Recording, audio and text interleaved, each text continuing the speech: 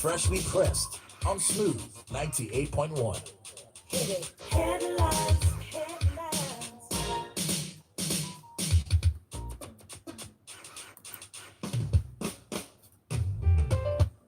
Smooth 98.1, love music, love life. I'm Ayo Myro Essay. It is time for Freshly Pressed 981. Today's edition is brought to you 20th January 2021, 7:30 a.m. live from our Smooth FM studio. I'd like to apologize to our wonderful listeners. Unfortunately, yesterday we couldn't air the edition of Freshly Pressed as there was an emergency I had to attend to. Feeling under the weather, and I thank you all for your messages, and we do apologize for this and look forward to a good show this morning. Joining me today, I have Devo Okorie. Good morning, Devo. Good morning, Lagos. All right, excellent. Cool second wave 2.0.5. Hmm. All right. Okay, if you'd like to join the conversation, we'd love for you to. Someone said it's today 1 hour. Let's see how it plays out. Okay. If you'd like to join the conversation today, use our WhatsApp platform 0809 444 0981. That's 0809 444 0981. Or you could tweet at us at smooth981fm. Use the hashtag Freshly Pressed 981. We're streaming live on YouTube as well, so you can go onto YouTube right now and you can see what's going on and use the chat option to send in your message. We start from our first story for today. Premium Times reports this headline: COVID-19, Nigeria acquires ultra cold freezers to store Pfizer vaccine. If you recall, the a representative of actually the director logistics and health commodities at the National Primary Healthcare Development Agency had said that Nigeria didn't have the facilities to store this vaccines and needed, that's the Moderna and the BioNTech, to store it at ultra cold temperature. Well, we have acquired 3 of those, capacity enough to contain the 100,000 doses of the Pfizer and BioNTech expected at the end of this month. And Divo, what do you think about this? Are we good to go? They also talk about hopefully bringing in more from other sources, including, as we mentioned before, China and other sources. Please take us to the story. Well, more updates on the pandemic that's ravaging our country. This is supposed to be good news, given the fact that Nigeria is also procuring its first batch of the vaccines that were being made available. For some time now, we were discussing that we haven't heard much from the federal government as to how they would also buy into what is now globally available. However, um, what is coming in is in limited supply. It's just about 100,000 doses, all right? Although all hope is not lost, they're expected to have in another batch of about 10 million doses before the quarter runs out. That's before April. Now, the first batch that's coming in, questions regarding which vaccine is it, what type, etc., and how will we preserve it? Because as you know, vaccines are national security items. Uh, Even before COVID, the way vaccines are stored, the ones for cholera, the ones Yeah. for yellow Polio, yeah. fever, the ones for polio, they're kept under specific conditions. Now, the vaccines that the federal government will be procuring are coming from Pfizer and BioNTech, okay? And what that means is that, as you know, the Pfizer um, vaccine, you will get 2 doses, all right? One. Secondly, it will need to be stored at below minus 70 degrees uh, centigrades, which is ultra, ultra, ultra cold. And currently, the country, prior to this time, did not have such facilities. However, through the COVAX co-funding financial public-private partner facility that was made available, the Nigerian government was able to uh, install or get in about 3 ultra cold room freezer facilities. Now, what this means is that in the current National Strategic Cold Store, just located a few miles from the Nnamdi Azikiwe Airport in Abuja. They had some cold room refrigerators and some freezer rooms. Neither of them could store to minus 70 degrees. Many of them had about minus 8 or 10, the usual normal freezing capacity. But the director of health and commodities at the National Primary Healthcare facility did say that with the new cold store that was just installed to the capacity of about over 1,000 liters, we would be able to keep the Pfizer vaccine, and which is going to be required also not just at the federal level, also at the state level, because these freezers you can't open them more than 2 minutes without them losing considerable amount of temperature. Also, at the local level, they would use dry ice, which is frozen carbon dioxide, to be able to maintain that level of heat. I mean, sorry, that level of cold to ensure that the vaccines remain potent. All right. We'll be looking forward. However, one would say that because of the cost of these freezers, and also it's one to get the vaccine in and keep it in one location. What about the distribution? Do we have the minimal cold store chain facilities? Well, they broke it down in the article as to how it's going to be distributed to other states. They seem to Well, be confident yes, about that. they have. Like I said, they have the ultra cold room freezer in a few states. That doesn't go around. Yeah. So what happens between the state that has it and the state that doesn't have it? How many will 100,000 get to? Well, they've already done the distribution for the 100,000. It's meant to go around to every state due to the rate of infection. Yes, it's been announced already. What they're just simply saying is that not everybody's going to get. It's a limited supply. I think Lagos is getting about roughly 3 to 4,000 thereabouts, and then it goes on from there on. Okay. Now, in the future, what they're saying is that the 10 million batch, which is the second batch that's meant to come in, they're looking at leaving this particular type, that's the Pfizer one, which requires this ultra cold storage for the Oxford AstraZeneca vaccine, which can be kept at usual minus 2 to 8 degrees Celsius temperatures. I think that's really where the aid or the real boost to Nigeria's salvation will come. Thank you. Emma from Akoka says, sounds good. It was disheartening to hear some time ago that we don't have the facilities for the vaccines. I don't know why China is in this vaccine conversation. This is not railways. We need to stick with the vaccines of the countries that their vaccines have been proven to be significantly efficient. No. And then Godwin from Bagada says, what is the exact stance of federal government on Pfizer vaccine? At a point, I heard that Pfizer is not preferred due to temperature storage. Now I'm hearing some, So that's what we just described, Godwin. We've described in detail why they are now prepared to have the Pfizer vaccine. And Maker from Amuwo says, fantastic. My major concern is maintenance of these freezers because of our poor maintenance culture. I won't be surprised if after 1 year, these freezers rot away. Fair point. I hope that this won't be the case. Let's move on to our next story. Treat malaria symptoms as COVID-19, says Sanwo-Olu. The Lagos State Governor advised residents of the state to consider and treat any malaria symptom as COVID-19 until proven otherwise. At a briefing yesterday, Tuesday, he also raised the alarm that the oxygen demands for COVID-19 patients at the infectious disease hospital in Yaba had increased to 356 liter cylinders daily from 76 liter cylinders. That's five times the initial amount. And he's just given a few details as to what people should do with the second wave. Gave a few reports around people who have been prosecuted, buildings that have been closed, and also the impact of COVID-19 on schools and learning, school children, and the menace this could also portend in society. Please tell us what you think of this.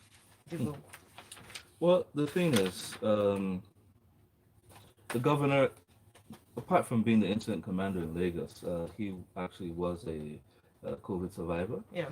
He did have it, struggled with it for some time, but eventually was treated and he came out well. Now, one of the indicators he's given us, and I really would have loved to have heard this from one of the medical personnel, because I think he's just being extra careful because of he's sending out this caution because of the weight of the impact that we're having in the second wave. So he's saying that he would advise, as a word of advice, so that people understand, that everyone or anyone who has malaria-like symptoms should proceed to the state government locations where you can get tested for free. Let me repeat that. If you are feeling signs of malaria, because it's one of the signs of the symptoms of COVID, remember the profiling for the symptoms. If you're having it hard to breathe, even before you get to the hard to breathe, because for malaria it starts with the fever, yes, with the high fever, high temperature, temperature, body pain, you're coughing yes. profusely and it's not going, proceed for testing. And like they said, the testing at the facilities, public health facilities, I think one is available at every local government, will be given for free. Now, to now justify what he was saying that now, from before where we used to use about 70 6-liter cylinders of oxygen per day, it has increased to 350 6-liter cylinders, meaning it has multiplied by 6 times, okay, or let's say by 5 times the demand. And he's saying that at this growth rate, it'll be doubling by the end of January. And what's the essence of this oxygen? As you know, COVID is a respiratory virus which attacks your ability to breathe in, especially. And because, as the minister said, why are we having more deaths? Why are we having more severe cases now? Is because people are coming in after the fact, very late. The detection is at the late points. Most people have this perception that, oh, it doesn't exist, it's not real. I didn't find where I could get treatment. If I don't acknowledge it, it won't exist. Yes, it won't exist. Or let me try my own home remedies until it gets that bad. And by the time you get to the health facilities, it's too late for the doctors to have done any treatment that would have saved you. And this is why many of them end up requiring oxygen. And where there's no oxygen, as you know, some have had to pay the ultimate price. Now, he also spoke to the fact that they're improving their oxygen creation facilities around the state.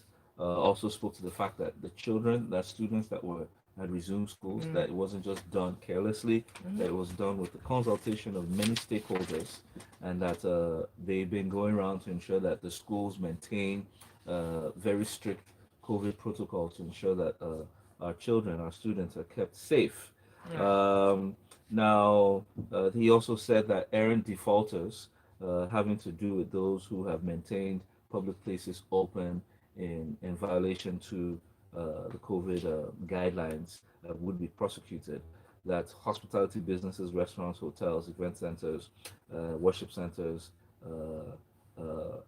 have been given the guidelines to follow, and that all nightclubs in Lagos State would remain closed for this time. Basically, the state government has a responsibility, and we should also abide, given the fact that this second wave is no joke.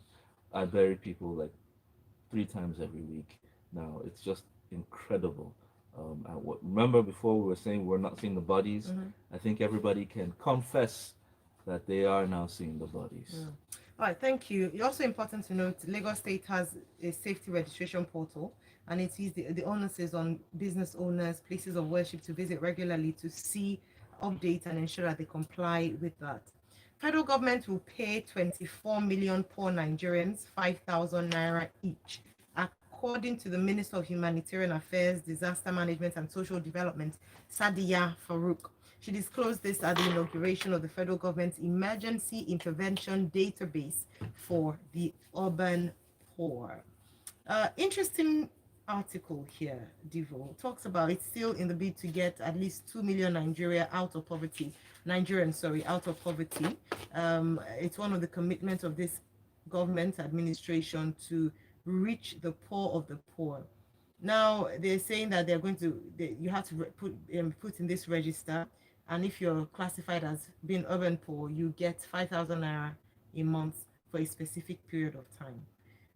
Please take us through this report on the Rapid Response Register. Yes, it was just launched yesterday, actually, where about the federal government was targeting about 24.3 million poor Nigerians who would get 5,000 naira each for a period of 6 months. So it's like a 5,000 naira top up. We can't call this salary because they're not doing anything for it.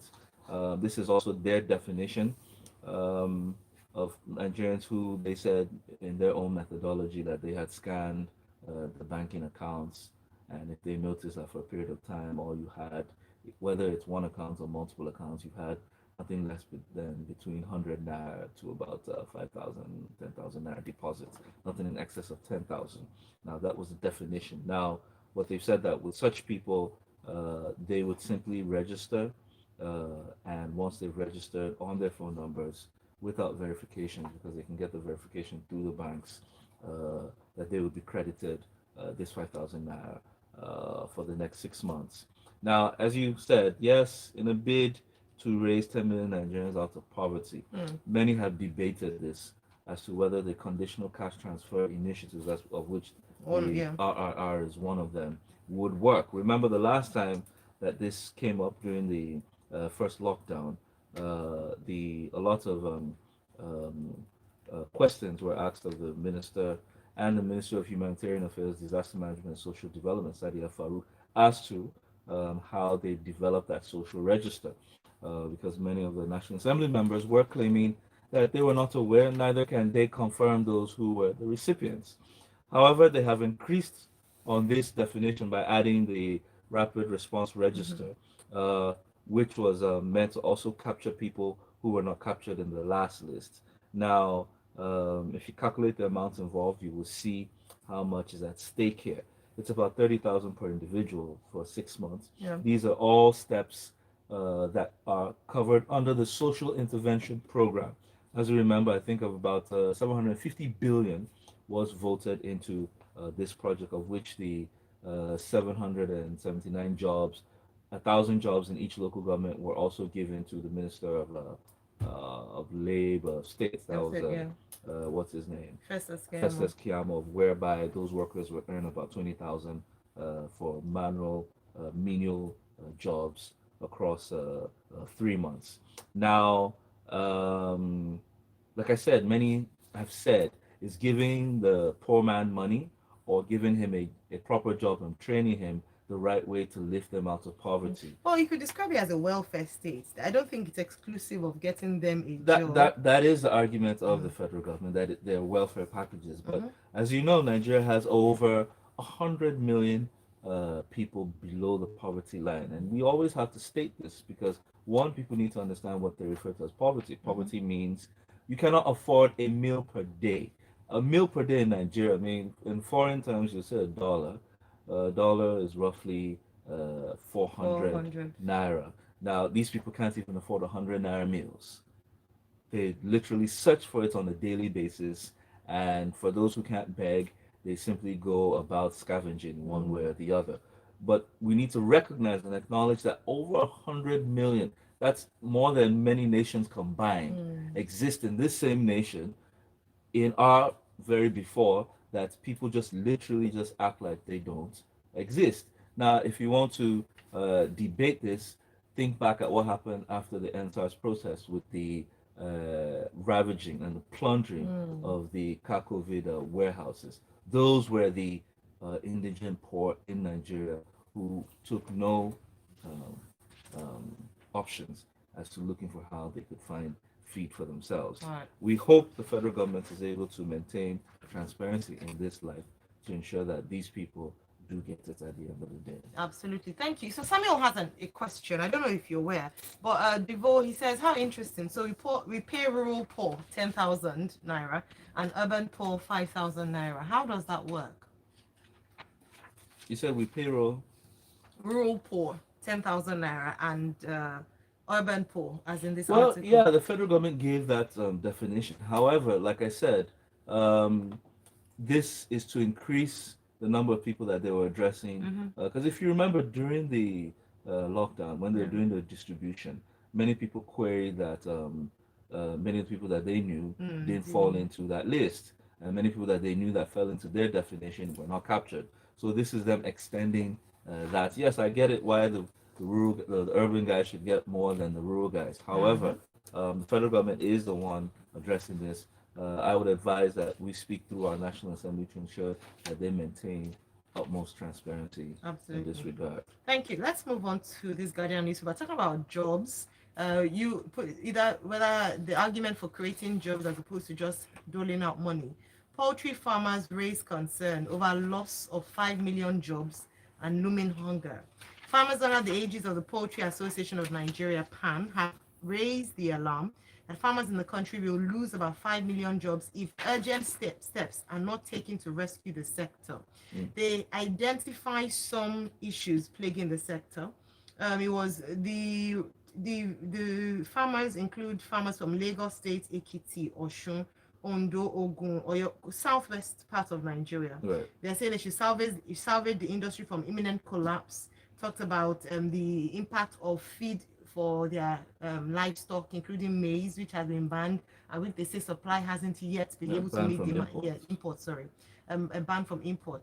So please take us through the story, Divo. Yeah, this is one of the incredible outcomes of this of the pandemic in a disaster state, because it was in a bad situation even before the pandemic. Maize farmers, I mean, sorry, not maize, but the poultry farmers, those who raise our chickens and our eggs, have been almost about shutting down nationwide, and it's been captured by the association, which operates more within the southwest. And what they've said is that they're going to lose about 5 million jobs, of which the sector has an investment of about 2 trillion, employing about 10 million people. So about half of them are going to be shut down if the federal government doesn't step in. And they're urging the federal government, one, to address the feed scarcity matter. And this is something that many people do not see. Okay, and I've been aware about this for the past 3, 4, 5 years. And what I'm saying here is that it's incredible to know that within the country, our supply systems have not been able to supply available and adequate feed for poultry farmers. And I remember a colleague of mine who had a poultry in Jos.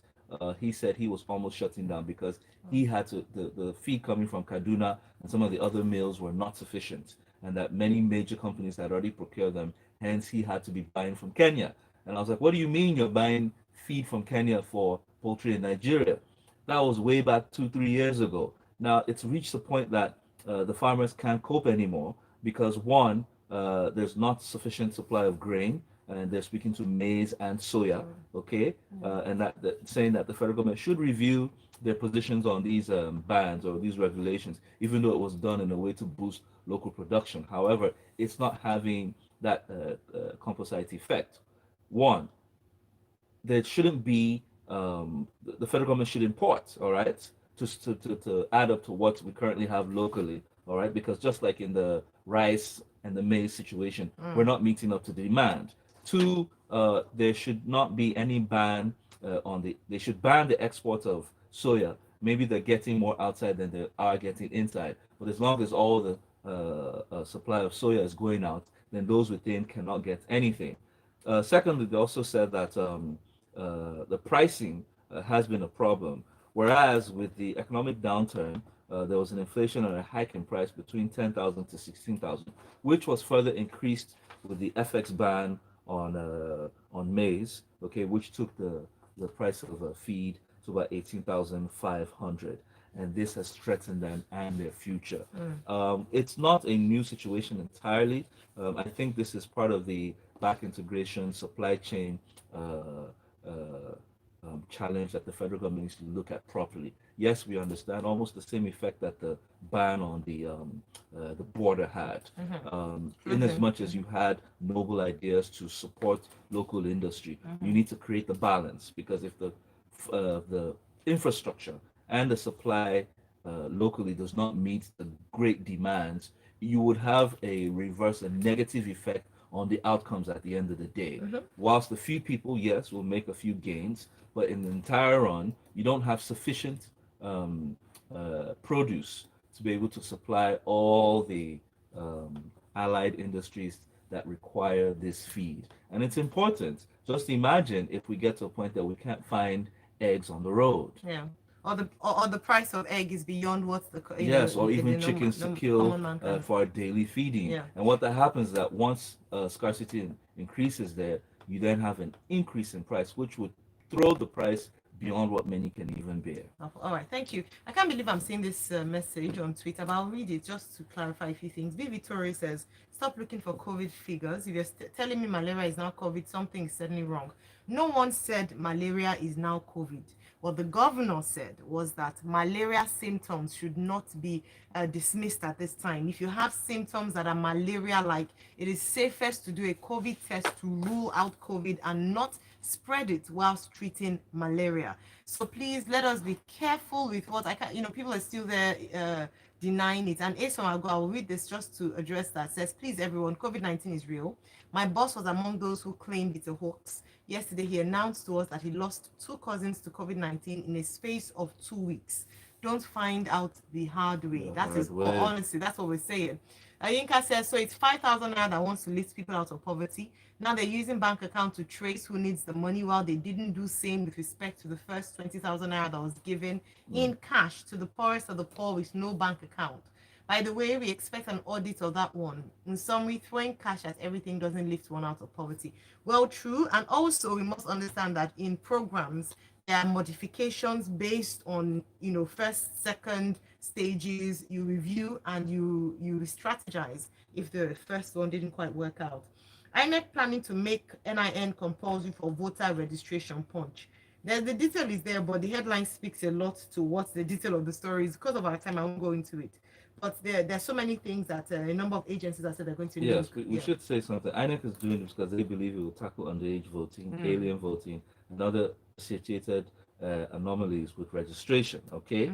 Now they said the decision is yet to be taken up, right? Because many have said that when they came out with the PVC had a life of 10 years. So why are they now coming with a new definition? However, they said it may resume with the CVR, which is the continuous voter registration. And they're saying that they're not the first to do this, that the National Immigration Service did do this with, as you know, the new e-passport requires you to have your NIN before it's established. My issue is that if they then make it a compulsory for voting, that is where it becomes a problem. And in as much as I understand why they need to be careful as to these blockades they're creating that are not just creating hazardous super spreader opportunities, but we don't want to see a repeat of what is even taking place at the NIN centers at the moment, where many Nigerians have been frustrated. I think I heard last night that the federal government was looking at an extension in the date, because yesterday was the final day for lines to be blocked, and many have said, let's see how far. For those who have already had, or who already had NIN, for those who don't, it's the 9th of February. Yes, but the thing is, let's see how the federal government takes it. Even with or without the extension, I don't think that the infrastructure on ground is enough to capture as many Nigerians as possible. All right, thank you. Comment from Mumi from Lekki saying, good to have you back on air, thanks. Thank you very much. Well, I'm hoping this does not go the way of COVID palliatives. What happens to the real poor who don't even have bank accounts? That's a very good point, Wumi. Thank you very much. Quick notice to headers on constitutional presidency cautions Akeredolu. This is a very, shall I say, important, interesting update. This day reports that the presidency yesterday called to order Ondo State Governor Mr. Rotimi Akeredolu SAN over his 7-day ultimatum to herders to vacate the forests in the state following growing security allegedly perpetrated by the pastoralists. I haven't discussed this with you because I'm sure when he did this, he gave the ultimatum on Monday, so we haven't had the opportunity to discuss this. However, Divo, what's your take on this? They've said he's a lawyer himself, an SAN to boot. Yes, I'm not surprised that he's making an unconstitutional move. Don't forget, was it Fashola or Ambode who had asked wanted to take out the Almajiris back home, send them back home? Not just Almajiris then, it was those who were referred to as beggars in Lagos, who more or less could not identify where they came from, and included people from the southeast as well, of which he was cautioned against unconstitutional moves. Akeredolu has taken his move now, and I think the response came through the media advisor to the president, Garba Shehu, saying that Akeredolu, a seasoned lawyer, SAN, they were shocked that he was not as sensitive to the actions that he had taken, that to think that he would unilaterally oust herders who lived all their lives in the States because they were trying to address some of the herdsmen issues would not be taken lightly, as they have the rights protected in the Constitution to be anywhere and everywhere at every point in time. However, I think Akeredolu should have gotten better advice as regards this move, and I always speak glowingly, at least out of in his infirmity. There were some things he did very, very well, and I'm speaking to not Fire-Me, but Fayose, Governor Fayose during his time. If you remember in Ekiti, he had written out he called out the herders and gave them guidelines as to when they could operate. And I think then he had said in some locations during the day grazing was allowed, but past 5 o'clock, I think he gave a certain time. If your cow or your cattle were caught grazing, those cattle would be turned to suya. And I mean that they were the ones that ended up begging him and saying, please, please, please, please, please, we can do this together. And I think it's quite instructive of governors who want to kind of address the insecurity that has followed the destruction of the cattle on various farmlands and even private property. Akeredolu should have gotten better advice on this. It never should lead. Almost like an emotional reaction because of the spate of one of the traditional rulers had been killed by purported herdsmen, and also banditry had been on a rise in the state. Yes. And so he'd taken this I would look forward to seeing what his response will be. If he would go ahead or shelve this and look for a better option to deal with this. Well, thank you all very much for being a part of the conversation. A big thanks to you, Devo. Devo is at Devo Okore on Twitter. We are at Smooth981 FM on Twitter. Use the hashtag FreshlyPressed981. In a few minutes, we'll be back for sports with Tega in the locker room. 981. The headlines, the stories, the news.